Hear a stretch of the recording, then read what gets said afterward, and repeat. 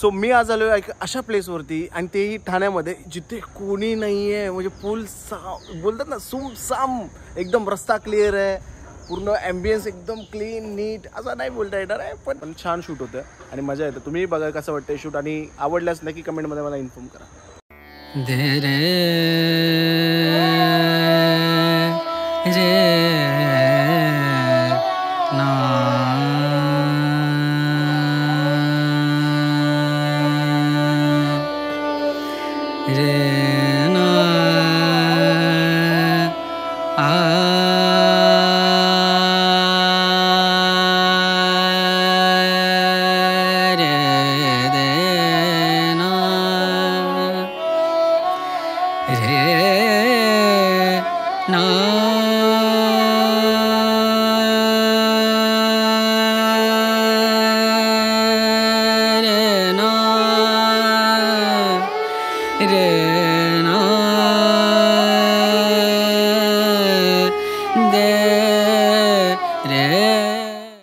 मग आवडलं शूट तुम्हाला? आता हे लोकेशन कुठे आहे हे तुम्ही मला कमेंट बॉक्समध्ये सांगा आणि व्हिडिओ आवडल्यास नक्की आम्हाला कमेंट करा, ॲप्रिशिएट करा आणि आमच्या पेजला फॉलो करा. थँक्यू.